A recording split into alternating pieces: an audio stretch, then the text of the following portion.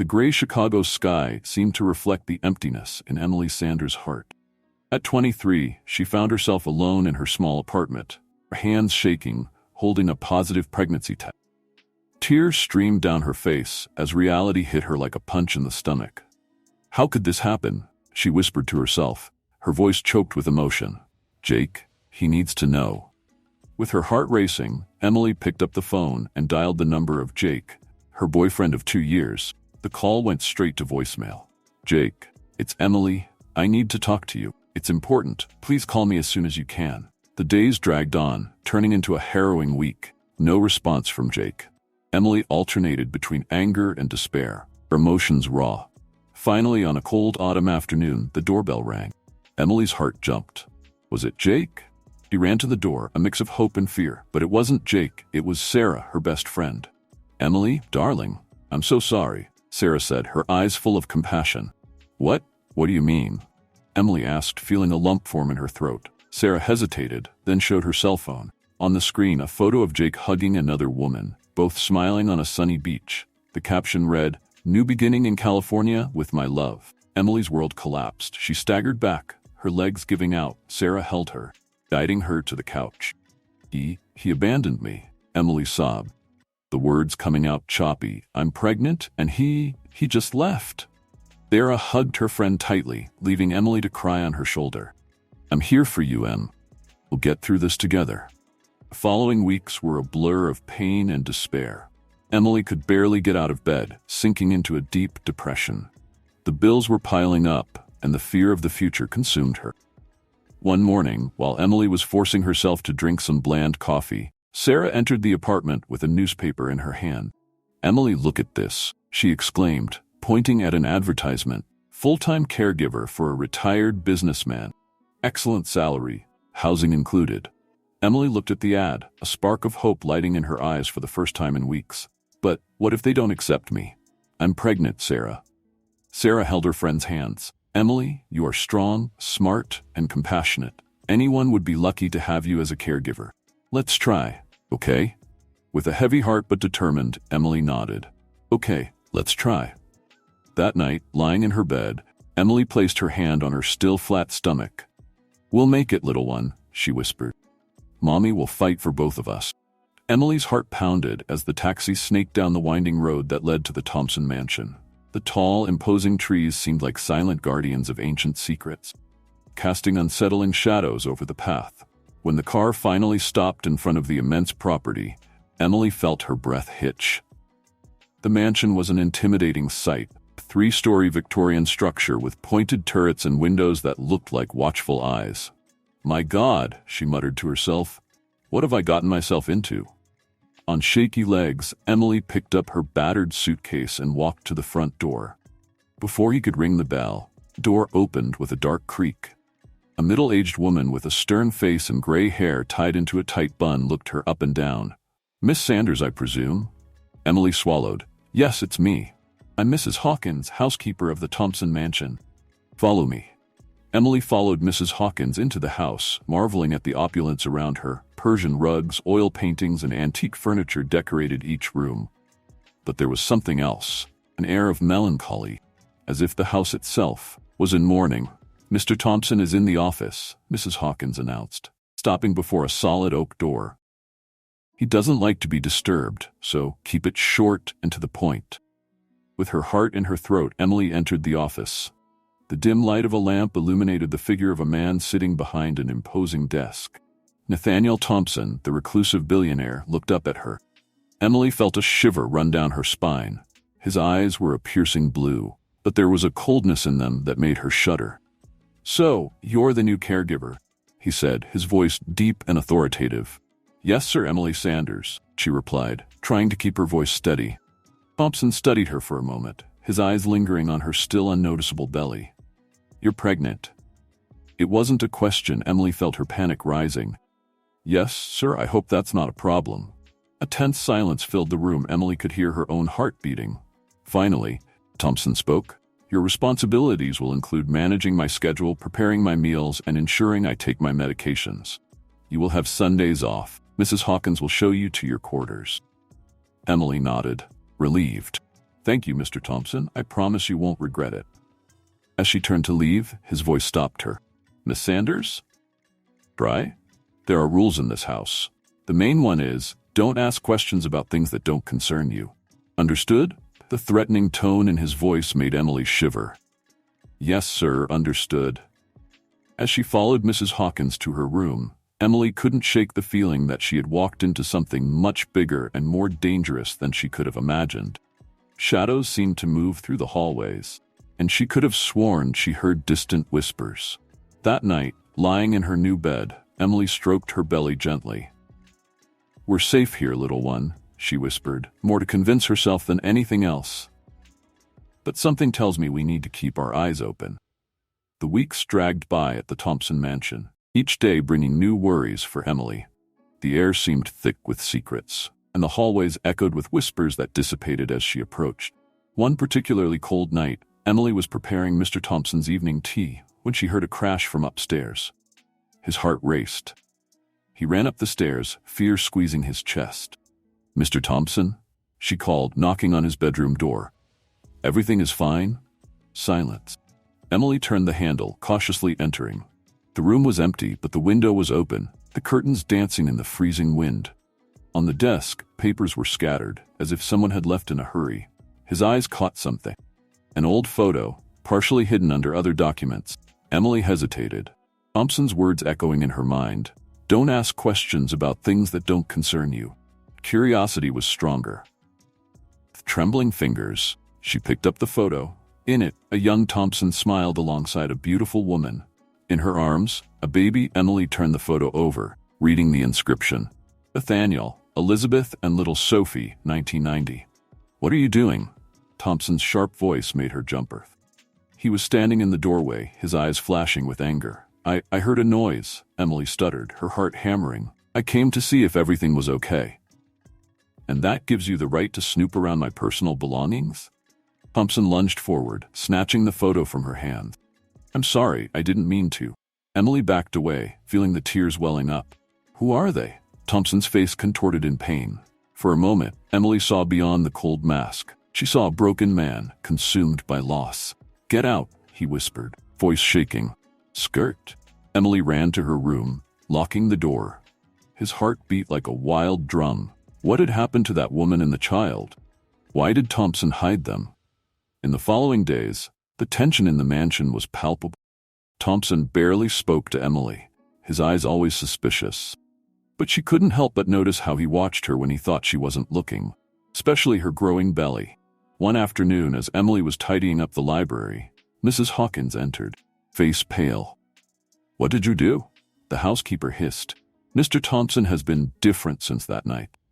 Emily felt a chill. "I didn't do anything, I swear." "But Mrs. Hawkins, who were Elizabeth and Sophie?" The housekeeper's face turned livid. "Don't ever mention those names again, girl. You know what's good for you and this baby. Forget what you saw."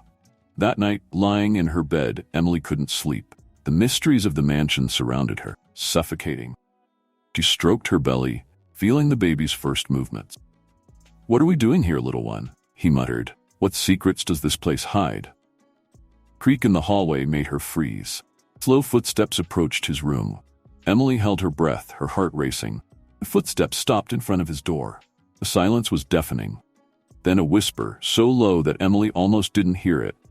"Elizabeth?" Emily covered her mouth to stifle a scream. Voice was Thompson's, choked with emotion. But why did he call her Elizabeth? Footsteps slowly moved away. Emily let out a breath she hadn't even realized she was holding. His mind swirled with possibilities and theories, each more frightening than the last. One thing was certain, the Thompson mansion held dark secrets. And somehow, Emily and her baby were at the center of that mystery. The question was, would discovering the truth save her or put her in mortal danger? With a heavy heart and a restless mind, Emily knew she could no longer feign ignorance. It was time to unearth the secrets of the Thompson mansion, no matter the cost. Dawn found Emily with deep bags under her eyes, her mind a whirlwind of thoughts. She went down to the kitchen, determined to find out the truth, no matter the cost. Mrs. Hawkins was already there, preparing breakfast. His eyes narrowed when he saw Emily. "You look terrible, girl," said the housekeeper. her voice a mix of concern and suspicion. Emily took a deep breath. Was now or never. Mrs. Hawkins, I need to know, who were Elizabeth and Sophie? Why did Mr. Thompson call me Elizabeth last night? The sound of breaking dishes echoed through the kitchen. Mrs. Hawkins had dropped a cup, face pale as wax. You don't know what you're getting yourself into, whispered the housekeeper, looking around, nervous. These walls have ears, girl. At this moment, heavy footsteps sounded in the corridor. Mr. Thompson entered the kitchen, his gaze alternating between Emily and Mrs. Hawkins. What's going on here? His voice was icy. Emily felt her heart race, but she found courage somewhere deep inside her. Mr. Thompson, I can't live with these secrets any longer. Who were Elizabeth and Sophie? Why did you call me Elizabeth last night? The silence that followed was deafening. Thompson's face contorted into a mask of pain and fury. You have no right, he began, but then something in his eyes changed. He looked at Emily's belly, now visibly prominent, and his expression softened. Maybe it's time for the truth to come out. Thompson sat down heavily, seeming to age years and seconds. Elizabeth was my wife, he began, his voice shaking. Sophie, our daughter, they died 30 years ago. Car accident I was driving. Emily felt tears well up in her eyes. I'm sorry, she whispered. Thompson continued, his voice breaking. Elizabeth was pregnant with our second child when it happened. You look so much like her. And now? Pregnant. It's like the past is coming back to haunt me. The revelation hit Emily like a bolt of lightning. Suddenly everything made sense. The looks, the erratic behavior, the obsession with secret. Mr. Thompson, she said softly, I'm not Elizabeth. I can't bring your family back, but I'm here now and I need your help. This baby needs somewhere safe. Thompson's eyes filled with tears. I know, he whispered, and that's why I have to tell you the rest. The accident wasn't an accident. Emily felt her blood run cold in her veins. What do you mean? I had enemies, Emily. People who would do anything to destroy me. They sabotaged the car. And now, he looked at her with fear in his eyes. Now they know about you. At this moment, the sound of breaking glass echoed throughout the mansion. Mrs. Hawkins screamed. Emily turned around in time to see masked men storming into the kitchen. Run, Emily, Thompson shouted, placing himself between her and the intruders. Chaos ensued. Emily ran, her heart beating furiously, a protective hand over her belly. Halls of the mansion, once so oppressive, were now his only refuge. As she ran, Emily knew her life had changed forever. The secrets of the past had resurfaced, bringing mortal danger. Now, not only was her life at stake, but also that of her unborn baby. With the sound of heavy footsteps behind her, Emily found herself faced with an impossible choice. Keep running or face danger head-on to protect not only herself, but also the broken man who, in some strange way, had become her daughter. Only hope of survival. Emily's heart hammered in her chest as she ran through the mansion's labyrinthine hallways. The sound of footsteps and screams echoed behind her, getting closer and closer. Her labored breathing and pulsing fear threatened to overwhelm her. Maternal instinct drove her forward. This way. Mrs. Hawkins's urgent voice came from a half-open door. Emily hesitated for a second, but the housekeeper's look convinced her. She darted into the dark room, and the door closed silently behind her.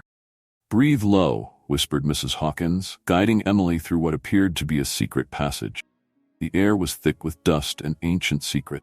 Emily struggled to control her breathing, one hand protectively over her stomach. Mr. Thompson, is he alive, for now, replied the housekeeper, her voice strained. He's buying us time. They emerged in a small room at the back of the property. Mrs. Hawkins quickly locked the door and turned to Emily, her eyes shining with a mixture of fear and determination. Listen well, girl, she said, holding Emily's shoulders. What Mr. Thompson told you is just the tip of the iceberg. These men, they are not just business enemies. They are much more dangerous. Emily felt a shiver run down her spine. Who are they? Mrs. Hawkins hesitated, looking nervously at the door. A secret organization. They believe that the baby you carry is special, that it may hold the key to something beyond our understanding. The shock of the revelation sent Emily reeling. My baby? But how do they know? Why? Before Mrs. Hawkins could respond, a deafening crash shook the house. Screams and the sound of furniture being broken filled the air. We don't have much time, said the housekeeper. pushing a small package into Emily's hands. "There's money and documents in here. You need to escape now." "But what about Mr. Thompson? What about you?" Emily asked, tears streaming down her face. Mrs. Hawkins smiled sadly. "Our time has come, darling, but you need to live for your baby, for the hope he represents." At that moment, the door exploded. Masked men invaded the room. Mrs. Hawkins stepped in front of Emily. "Run!" she shouted. Emily hesitated for a second, her heart torn between gratitude and fear. Then, with one last look at the brave governess, she threw herself out the window, landing in a bush below. The cold night enveloped her as she ran through the garden, the sounds of fighting fading behind her. Tears blurred her vision, but she didn't dare stop. "We're alone now, little one," she whispered to her belly, running down the dark road. "But I promise I'll protect you, no matter what." Car came around the bend, its headlights illuminating Emily. She froze, fear paralyzing her muscles. The vehicle stopped, and the passenger door opened. Between, a familiar voice called out, "Fast!" Emily hesitated, her heart racing. Was it a trap or her only chance to escape? With the sounds of pursuit approaching, she made her decision. Throwing herself into the car, Emily found herself face to face with the last person she expected to see. "Jake?" she gasped in disbelief. The ex-boyfriend who had abandoned her months ago stared at her, his eyes a mixture of guilt and determination. "We don't have time for explanations," he said, speeding up the car. "They're coming, and we have to keep you safe." As the car sped off into the night, Emily found herself plunged into a new whirlwind of emotions and questions. The danger still haunted them, but now there was a new element in the equation. With a protective hand on her belly and her heart torn between fear and hope, Emily knew her journey was far from over. In fact, she was just getting started. Jake's car snaked down the dark roads, headlights cutting through the night like blades of light. Emily, still panting, alternated between looking back, fearing pursuers, and staring at Jake's tense profile. How did you know?" she finally asked, her voice shaking. Jake gripped the steering wheel, his knuckles white with tension. "I never really abandoned you, Emily. I was recruited to protect you." The revelation hit Emily like a punch in the gut. "Protect? You left me alone and pregnant." "I know," Jake replied, the guilt evident in his voice. "It was the hardest thing I've ever done, but it was necessary to keep you safe, to keep you both safe." Emily placed her hand on her belly, feeling the baby's gentle movement. "Who are they, Jake?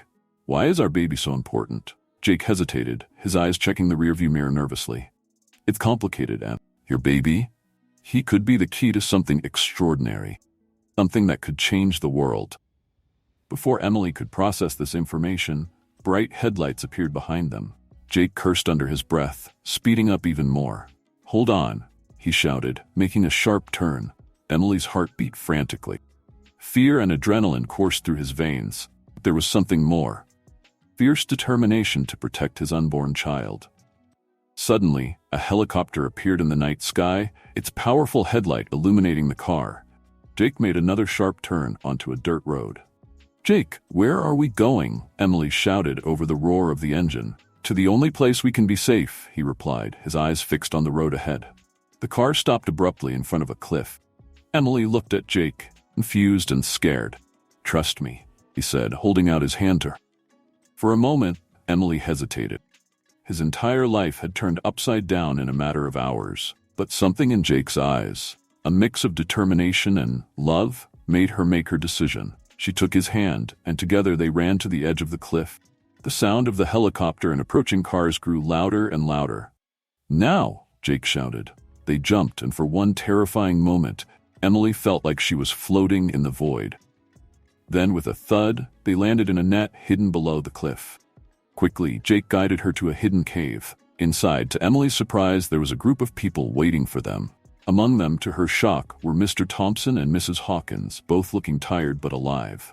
"Welcome to the refuge, Emily," Thompson said, his voice thick with emotion.